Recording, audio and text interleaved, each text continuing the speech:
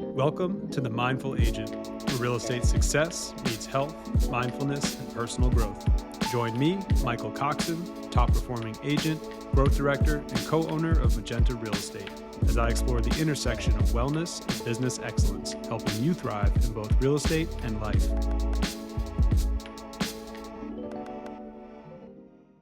Today's episode is packed with insights that will not only elevate your business, but also inspire you to live a more balanced life. My guest today is Ross Greene, a seasoned real estate agent based in Summerlin, Las Vegas, with over a decade of experience. Ross recognizes that time is our greatest asset. He's committed to maximizing his free time, and therefore maximizing his freedom. Ross's journey into real estate was anything but traditional, starting from a Craigslist job helping a real estate team with marketing to becoming a highly efficient, client-focused agent who's built a reputation for responsiveness and professionalism. In this episode, Ross is going to share how he's harnessed systems, automation, and AI to create freedom in his business while staying grounded in his purpose, family. We'll discuss his innovative approaches to efficiency, the emotional roller coaster of real estate, and how he maintains balance as a father and husband while managing a growing portfolio of investment properties. Ross's investment strategy is one you won't want to miss. Anyone can start the way he did, and over time, build a nice rental portfolio. If you've ever wondered how to master your craft, create a life centered on what truly matters, and answer the question, when is enough enough? You're going to love this conversation. Let's dive in. Ross Greene, welcome to the podcast. You've been a real estate agent for 10 years now? 10 years. How did you get into the game? I first started helping a team with marketing. Were you a marketing expert of some? No, this was off Craigslist. I had no experience. Nice. And this was just taking photos of houses, posting ads on Craigslist and social media. And they were a busy team and asked if I could help and get licensed. And you had no experience? That was probably your first big sale, was convincing them you knew what you were doing? Yes. And no plans to get in real estate. Never even thought about it before that. Why'd you say yes? That's a good question. Intuition? Yeah. Okay. Gut feeling. So that's why you got into it, kind of happenstance. That is exactly why I got into it. I was just in school. I was 23 now. Yeah, 23 at the time, and in school and doing this part-time. So prior to real estate, that was my only. So basically this is like your full-time real job, the only job you've ever had. Pretty much. Nice. Yeah, a lot of people get into it kind of later in life. So Yeah. you started in your 20s. Yeah, 23. And what about it excites you today? Today, probably the most exciting part is freedom. Okay. Freedom of it. See, a lot of people say that, and that's a big reason people want to get into real estate is freedom. Yes. And that's kind of a myth. Yes. So were you free for a long time? You said you're free now. How did you gain freedom in real estate? So definitely at first, it was the opposite of freedom. For a long time, I would say at least 6, 7 years. I mean, you have to really hustle, grind it out, be on call, whatever you want to call it, until you have a good clientele built up and referrals and all that. So over time, the end goal is freedom. But at first, definitely got to put in a lot of hours. Yeah, I mean, I really hear a lot of people say they want freedom, and that's why they become licensed agents. And it's anything but that to start, like you said. Then freedom in 10 years. Yeah, it's something it's get rich slow and earn that freedom over time. And it has to do with getting better and better at your craft. Like when you're new, you don't know what you don't know. And you think business is just going to fall in your lap. Maybe a family member wants to buy a house and that's what spurs you into it. But you're not going to survive off of 1 or 2 family members buying a place. Yep. So you really need to give up your weekends, your nights, be on call, as you said. And there really is no freedom for a long while. Yeah. Every client is pretty important to you when you're first starting out. Yeah. Like you said, it's definitely being available when they need you, even if you want to take the day off or whatever, or you have something to go do, is definitely important, which I think a lot of people don't realize that part. Yeah. And tell me about the growing pains you had as a young agent. The growing pains was probably, I would say, the learning curve. There was something new every single transaction to learn, and just not knowing at first. Being uncomfortable. Yeah, I think with any growth, right, there's a phase of discomfort. Yeah. Whether it's, muscle training or learning a new language where you're just like this completely naive person who has to go through some pain of a little bit of suffering of admitting you don't know what you're doing, at least to yourself in the beginning, and learning as you go. So at some point we then become comfortable being uncomfortable. Yeah. And then it gets easier. Yeah. I find that to be true. And being in real estate for me, it's 13 years, and that there's still a new transaction, there's a new deal, there's a new market. Can you share a moment in your career where you had to grow and that stepping out of that comfort zone kind of led to maybe unexpected growth? So leaving that team that I originally started with, that was a huge, very uncomfortable being on my own. How am I going to feed myself, so to speak, find clients? Yeah. That was pretty nerve-wracking, and I didn't know how that was going to go. So you were on their team. So yeah, I was on their team for over 2 years, basically having someone to ask any question to, send me leads every week. So I went from all of that to nothing. And what made you do that? It was just time to go, time to be on my own and grow from there. And so far I'm noticing a theme where you just know when it's time, like gut, intuition, whatever you'd like to call it, feeling. Yeah, that's pretty cool. I mean, you've given me two examples of just like, it was just time. So I definitely think it's important when you first join to be on a team, to learn the business, which I did for 2 years. Yeah. And from there, I was able to go on my own, and you felt you were ready and start my own thing. Nice. In your relationships with clients, how do you optimize? I know you as a person who's efficient. You learn very quickly. You want things to be succinct. Tell me some of your ways, your methods to live an efficient life as a real estate agent. So one huge thing is, if I get a question for something, or I see a question being repeated by multiple clients, I think to myself, how can I answer this in a way to where it mitigates that question in the future, whether that's like an email template that I can send out, or a text message, something that I can answer a repeated question. This way it mitigates future clients having the need to ask that question, and also helps just as far as time saving. Where do you store all these templates? These templates are saved either in my notes or like Gmail. Okay. I do have an auto email that sends out throughout the transaction. Okay. So, meaning like it's scheduled and yeah. And so as you know, the contract has dates. Yep. So I have these emails set to those dates of the contract. Inspections coming up, due diligence is ending. Here's what you need to know. Appraisals coming up, right. The loan contingency. So those are all automatic. So Gmail does that. So Yep. You open up an escrow, you set up the timeline based on the contract for these emails to go out. Correct. Yeah. So they actually have a timeline that they can refer to anytime, but as well as the timeline, they also get automatic emails. Okay. So they get a general timeline plus automatic emails. Yeah. And why do you do that? I felt like I was answering the same questions every transaction, and this way I can get ahead of it. They're more in the know already. And I think people like feeling comfortable knowing what's going to happen next. And I think where a lot of agents mess up is maybe not informing their clients of what's going on next. So the client kind of always feels like, I don't know what's happening. Where are we? What's going on? What do I need to do next? So this way they already know what they need to do next, where they're at, what needs to be done. I think there's something very powerful about like answering questions before they're asked. Yeah. And in a real estate transaction, even though they all are very different, they can often have a very similar theme, right? There's similar steps to an escrow. So I think it's really smart to answer their questions before they even ask them. And that makes you look extremely professional and like an expert, and like it's great customer service too. Yeah. And sometimes before they even know they have that question. Yeah. That's brilliant. Yeah.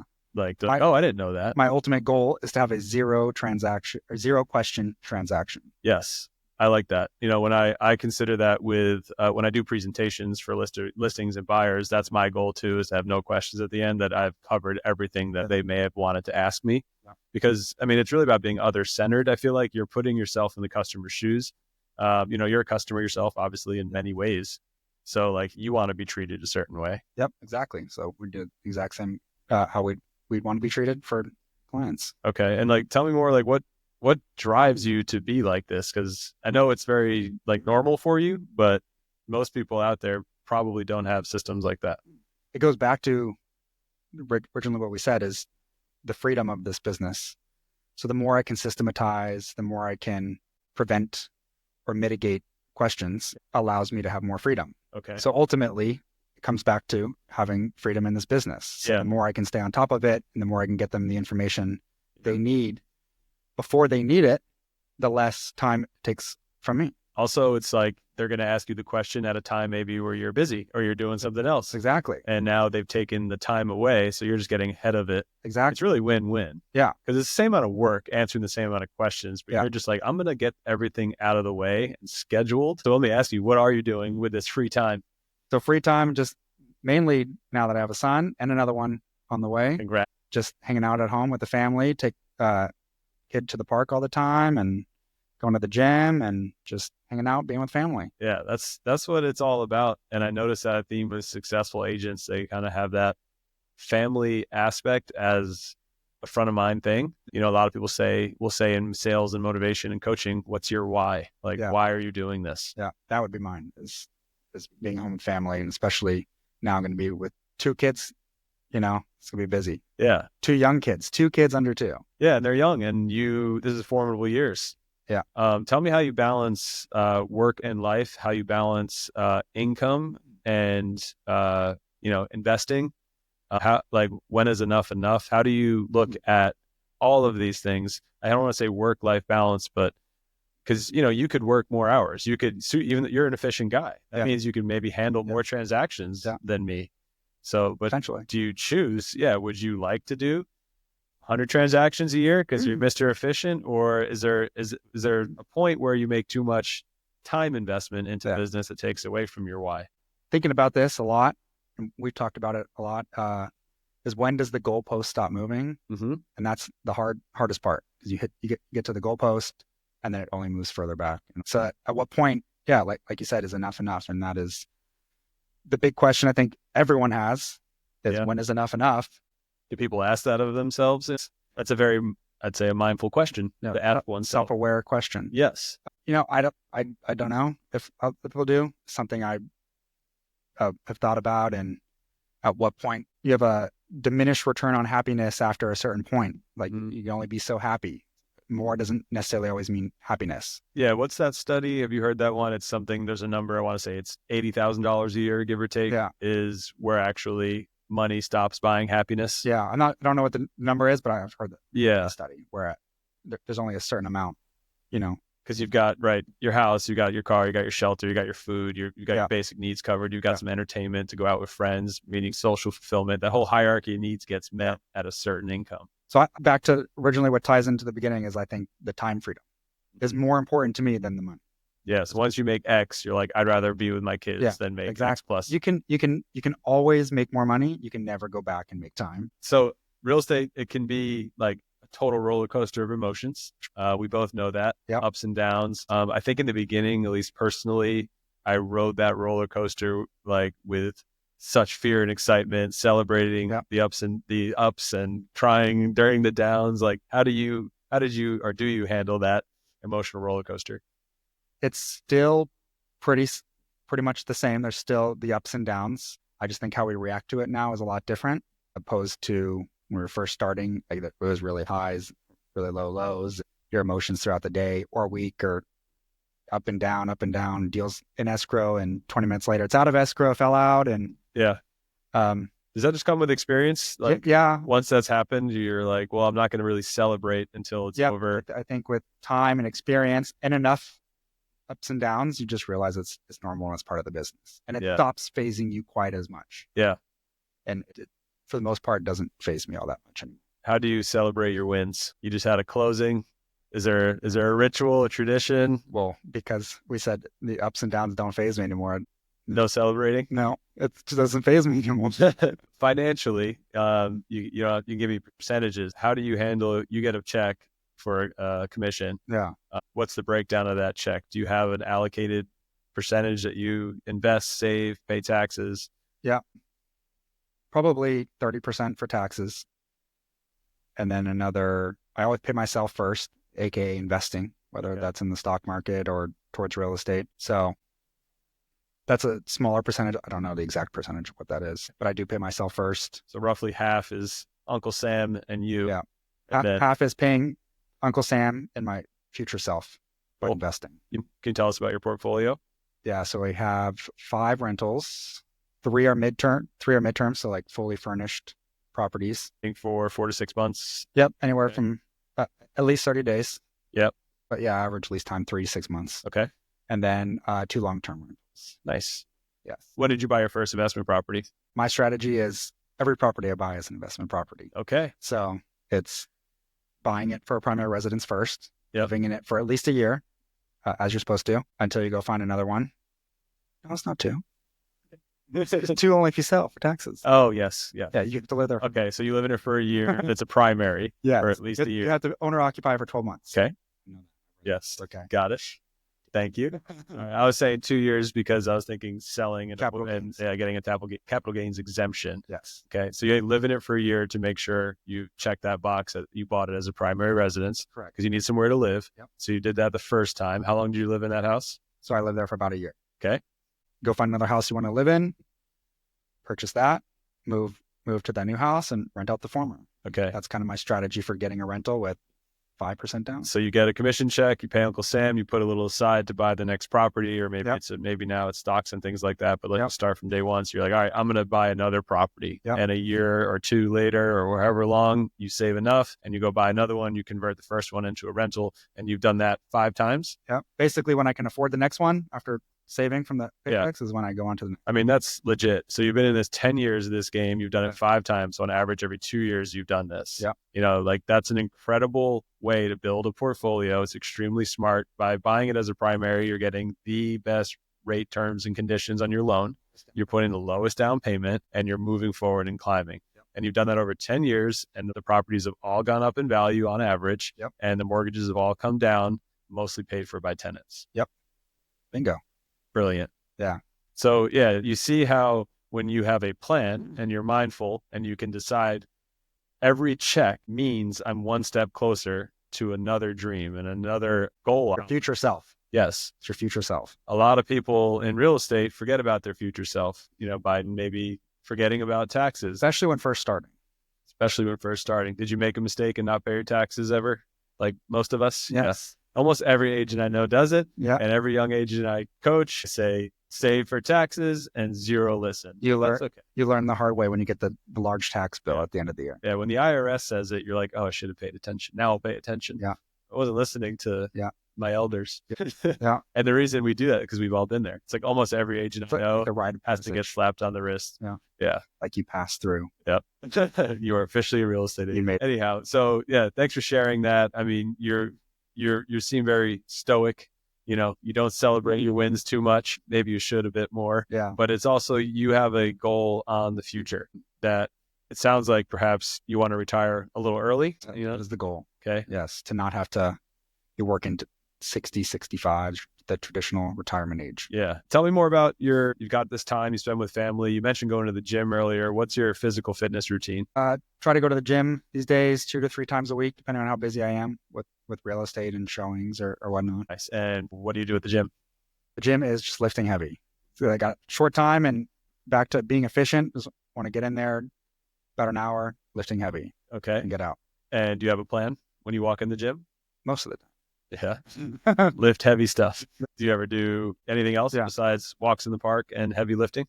No, not much. Why do you choose that as the most efficient way to work out?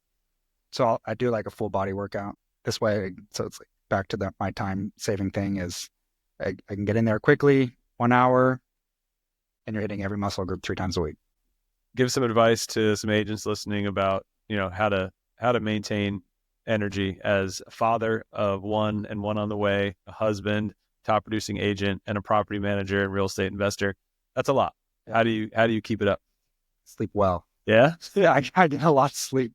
You and me both. What's a lot of sleep? How many hours per night? The goal is to average 7.5 to 8 hours. Cool. And did you do that this year? Yeah. All right. We're going to take a screenshot of your phone and put it up on YouTube to prove that. Yeah. Show the audience. Fair enough. How do you measure success in both your personal and professional life? Ooh, that is a good one. Success in a personal life is a happy wife, happy family, and time spent with family. Yeah. And then success professionally that's a good question. So, well, before you say that, I noticed you didn't mention yourself. Personally, you're very selfless. You want your wife and kids to be happy is your definition of success. Yeah. Good for you, man. That's a very beautiful thing. Yeah. You just did that organically. He completely wasn't staged. Yeah, it wasn't at all. For your wife listening, that Yeah. was very organic. Good for you. Listen to that clip. Yeah, totally. Points for you. And then professionally, I mean, what's your level of success? How many deals do you want to do? How many properties do you want to own? Properties, my number was always to get to 10. Okay. I always figured if I get to 10 properties, at some point they'll all be paid off. Hopefully when that happens, I can retire, or not retire as in do nothing, but retire as in I don't have to work as hard in real estate sales. Right. And then, as long as I'm doing between 15, 20 transactions a year, Yep. I'm a happy camper. Yeah. Because that number, it's a great number, 1.5 a month, let's say. Yeah. You're able to keep saving to buy that 6th property, 7th, get to 10 within, it sounds like 10 years if we keep this pace up. Yeah. And then your first property will be nearly paid off. And at that point, you would keep that pace up because it sounds like you want to pay off these properties. Yeah. So after I hit 10, I'd probably start like a debt snowball or something like that. What's a debt snowball?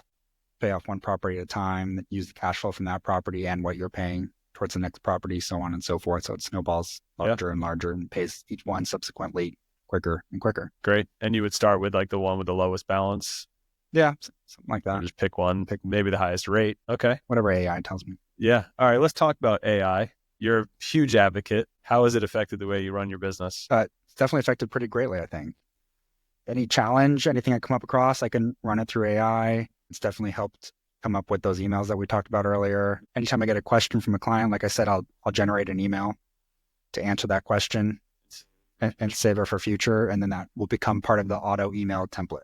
And you give it a name or a title that you can find later. Yeah. How do you make it sound more like you and less like, a computer? I mean, obviously after you get the content back, you want to go through it and maybe if it's too formal or something, kind of edit that out a little bit. Otherwise, just going through it, making sure it's not too robotic. Yeah. Right. You want to sound like you. Yeah.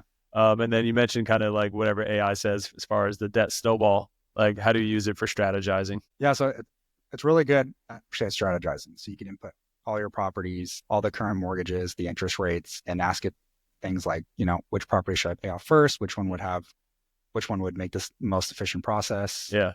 And it will calculate all that for you. You've used it in your personal life as well, evaluating like insurance. Yeah, I use it to like evaluate, like you said, my health insurance, my tax returns, anything I'm missing, anything I can add as far as write-offs. Okay. Pretty much almost every aspect. Can you give me like a specific example of it evaluating something like that? Definitely health insurance. Trying to think what else. What'd you do?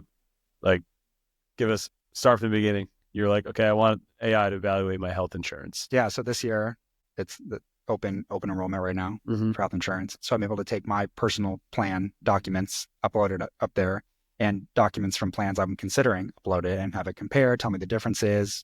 Why is one better than another? Another thing I like for it is you can run scenarios with it. So if I were to be in the hospital, due to this, and my bill was X, 10,000, whatever it may be, with this policy that I uploaded, what would be my out of pocket? Yeah. So I'm able to quickly compare plans, expenses, and that's perfect. And so like, if I was in a ski accident and I broke my ankle, what would happen under plans A, B, and C? Exactly. And so I can compare plans in real time quickly. Yep. See, it's so smart. It's a great tip for everybody listening. Like we, as humans, we're only going to have certain specialties. Yeah. Yours being real estate. And even in real estate, you're using it to help you make decisions. And, we're not going to be health insurance experts. Yeah. We're not going to be life insurance experts, CPAs, which, we're all, as agents, it's funny, we're expected to know a lot. Yes. Or a little about a lot. Yes. Accounting, roofing, flooring, tax, which it's great for legal. And as an agent, you just got to be careful to not be so much giving the advice, but rather, as we say, be the source of the source. Yeah. And there's, nothing wrong with saying, I've done an analysis and here's what I think, and maybe teach our clients to use AI a little bit more. Yeah. But I think we as agents can use it in so many ways and as people to enhance our life. What's another way you've used it lately to make your life more efficient, give you that freedom? Definitely use it for the emails. Definitely use it for come tax time. What documents do I need to gather for the CPA? What are some write-offs maybe I'm missing that I don't have in here? And it'll analyze everything you upload as far as like, here's all the write-offs I took. Yep. What am I missing? I'll give you one. I'll answer the question that I was uploaded a mutual fund portfolio and had it analyze how weighted I was in different sectors. Yeah. In which, the company I'm with does that.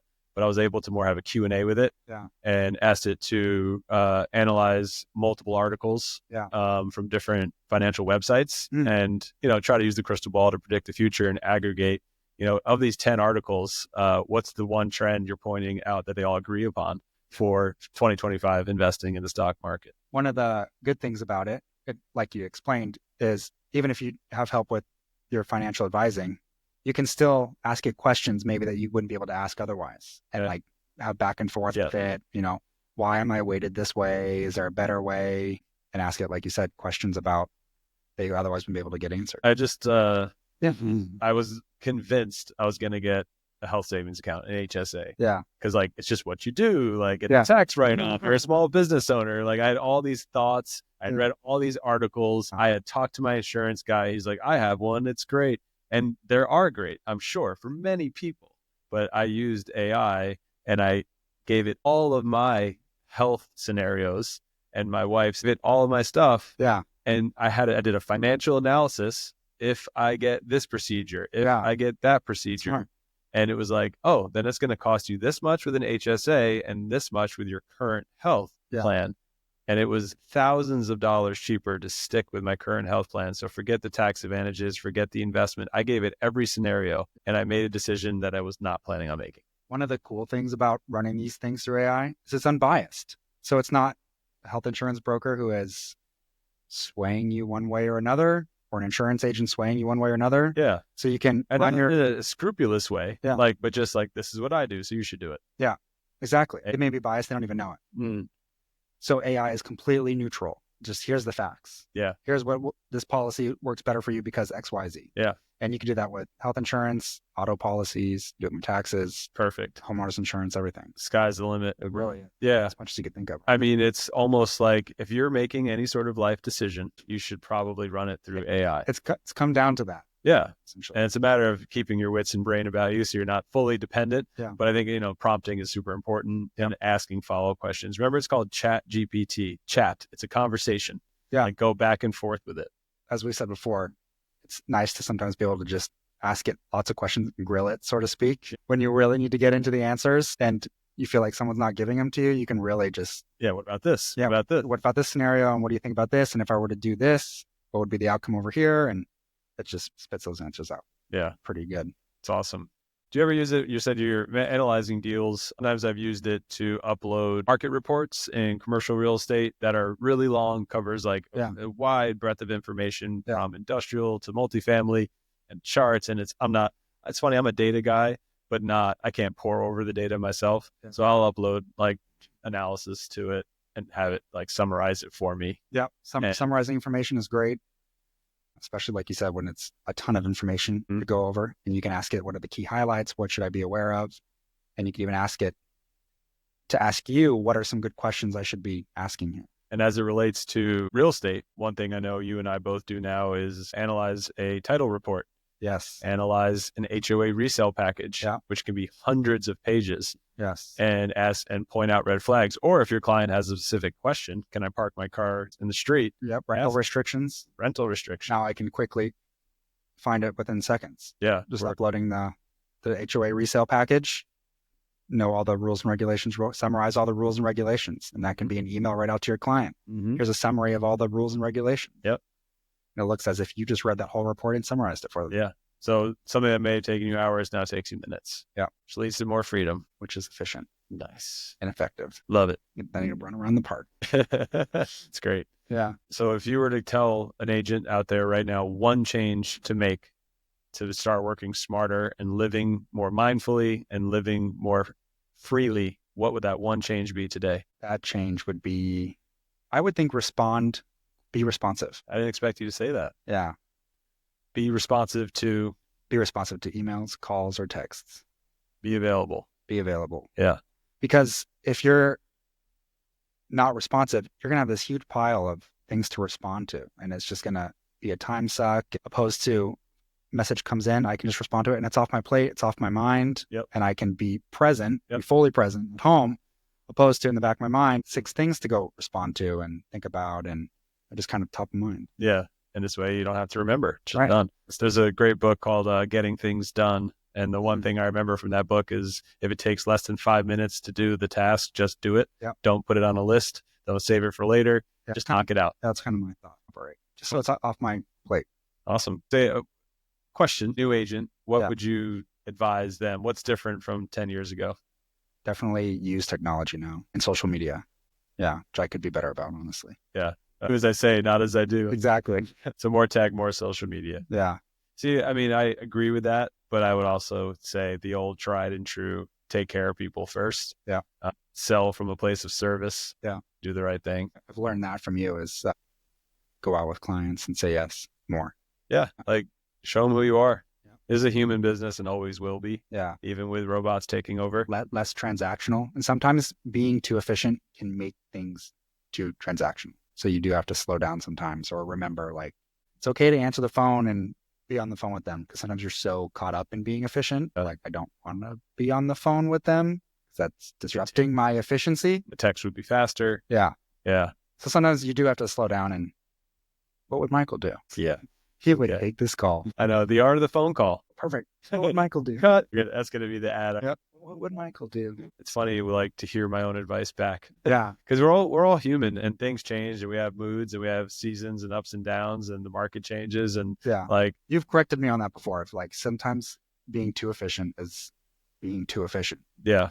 And it's okay to answer the phone. It's okay to go out with them. It's okay to spend more time with your clients instead of all about. Yeah. And I think like when you pick the clients that you genuinely relate to, like it's fun. It's not work. I definitely think, after 10 years and you're more referral based, you definitely are with way more enjoyable clients rather than cold leads. When you're first starting and you're getting cold leads, they don't know you, they don't trust you, and you have to win all of that, the trust and the like and all that. But when you get referral, they already know you, they already trust you, and nurture that. Yeah, exactly. Right. So it's a relationship business. Yeah, it's more enjoyable. And even other agents, another thing I love to hear your thoughts on are, collaboration versus competition of relationships amongst agents. Obviously, we have a wonderful working relationship. Yeah. Tell me your thoughts on that. There's that good saying is collaboration is at the top and competition is at the bottom. And one thing, even with us collaborating a lot, definitely seems like it helps both of our business separate from each other. Yeah. And there's plenty of clients out there, plenty of deals out there. No one's stealing from anyone, but it helps both of our businesses grow and thrive. And definitely since we've been collaborating, I can feel at least mine elevated through the Mine's gotten worse. Say no. No, but it's great. And that's an abundance mindset that I think both parties need to share. Yeah. If one party doesn't have an abundance mindset, then they might think, if I tell him my secret, then he'll be better than me and get more clients. And that's just simply not true. You mentioned there's plenty out there. There's a lot of agents out there with like a scarcity mindset of clients are very scarce. It's hard to get them. I'm going to hold on to each client very tough. I'm not going to share any tactics or how I got this client or how I did this or anything like that. And I think at the end of the day, with that kind of mindset, it's just more tough on yourself than anything. When you're collaborating and you're sharing ideas and everyone's businesses are going up because of it, something you may have never thought of, I think it's a win-win. And the scarcity brain is no way to live. Like it's just a terrible lifestyle. It's an isolating lifestyle. You can never truly enjoy deep relationships with anybody, friends, clients, family. To have abundance and to share, I think we're a culture of, I think, community as humans, it's how we survive. And maybe we're getting a little away from that. So to kind of bring back the question about young agents, it's a concern of the next generation is to be too digital, too online, too much social media and DMs and not actually just sitting across from one another. We make a point to have coffee. Like we can text all day and it's annoying. Yeah. It's a little annoying. Yeah. I'm like, can we just get coffee and talk? But yeah, just like that face to face. It's funny. Older clients I have found, I'll text maybe a question because I think trying to be efficient, it's really a yes or no question, right? Or like, can you do this? And they'll call. And sometimes you're like, as you alluded to earlier, you're like, just answer the question. Yeah. But no, I don't want to say it's generational because it is, but also like they are correct. Like it's much better to just have a conversation, not only build a relationship, but we'll get more done. It actually can be more efficient. Yeah. A 10-minute conversation could accomplish a lot of things compared to texting back and forth. Yeah, it's true. Yeah. And it doesn't misconstrue anything as like text would. Yeah, the emotion behind it, the inflection in the voice, Yeah. kidding or not. Exactly. Yeah. And you're like, I can't tell if they're being sarcastic or they really mean this or. Yeah. So that's why with my text, I'm very much like, good morning. How are you? I noticed. Well, I do that just because you don't do it, and that's with you. I know. I wake up at about 7 a.m. and Ross is like, the stock market is shifting. And there's a news article. And I'm like, hi. Usually when you text me at 7, I'm like, it's already lunchtime. Yeah. No, I don't text you before 8. It's a rule. It's not personal. But yeah, that's part of my morning routine. Feels personal. So yeah, I'm big on morning routines. It's something I've really become obsessed over, and it's changed over the years. Have you read the book, The Mindful Morning? Yes. Is that what it's called? Miracle Morning. Miracle Morning. Miracle Morning. Thank you. Yeah. Hal Elrod. Yep. Like that book, it changed my life. I literally did what it said in the book. SAVERS was the acronym. Yep. Silence, affirmation, visualization, exercise, reading, and scribing. Yeah, it took about 2 hours. Yeah. And it's 6 things. Right? Morning gone. Yeah, and now it's noon. Exactly. Yeah. So my morning routine is just to fill the whole thing with things about me. And it was nice, except for I'm not an early riser. So yeah, truly, like the world would be passing me by. Yeah. And I'd had 12 text messages and 18 emails, and like the phone had rang. So I had to completely change my personal morning routine. So but it's a topic I love. Tell me about yours. So I am an early riser. How early? Probably around 5. All right. So I'm going to back that in because you told me 7.5 to 8 hours. So you're in bed about 9:30. Yep. Okay. With a 1.5-year-old, that's pretty easy. Okay. Yeah. You go to bed when they go to bed. Yeah, we go to bed when it's like 8:30. Good. You're up at 5. Up at 5. So I got an hour before anyone else in the house is up. Do you set an alarm or do you wake up I naturally? wake up naturally. Good for you. Yeah. Jealous. Happy for you. All right. So you're up at 5. I'm still sleeping. Go ahead. Yeah. So yeah, I get up an hour before anyone else in the house is up. That gives me an hour to me. Usually it's wake up, get coffee. I do the daily gratitude from the savers of the scribing, that portion of it. Write down things you're grateful for. Write down things. Yeah. There's the 5-minute journal. Mm-hmm. Have you ever heard of that? No. Anyways, it gives you prompts. That way you're not having to like come up with it. Like sounds efficient. You don't have to waste time back to thinking the about it. efficiency. Yeah. That's cool. Yeah. So it gives you prompts, but you just kind of respond to them. And it's just a 5-minute daily gratitude thing of like what you're grateful for. Yeah. And then after you realize what you wrote down and like what you're grateful for, it's like hard to be upset about anything. You're like, man, I got a lot going, like great things going. So it's just hard. You just can't. It's a good way to start the day. Yeah. Great way to start the day. Yeah. Keeps out the negative thoughts. You're focusing on what you're grateful for. Exactly. You do this with your coffee. Yeah. So yeah, after you realize everything, it starts the day off on a good foot. Nice. But yeah, coffee. I'll do the 5-minute journal for gratitude, and then usually time to go get the son who's waking up. Great. Okay. So that's not gym time yet. No, gym time is when Lacey, my wife, gets up. Okay. So you have about an hour of silence while you do this. Yeah. While you're writing and having your coffee. Yeah. Any reading? The reading will be sometimes just catching up on the latest for that day, and available inventory. Yeah. Houses that just hit the market. Okay. Analyzing deals. Just my time to do what I want to get done. Yeah. You're always texting me flips and deals and why things, even if they don't work, which is super studious. I like to see what's working and re-engineer what's working and also what's not working. Yeah. I know what not to do. Yeah. I get a lot of that from you, which I appreciate. Like you're one of the most studious agents I know.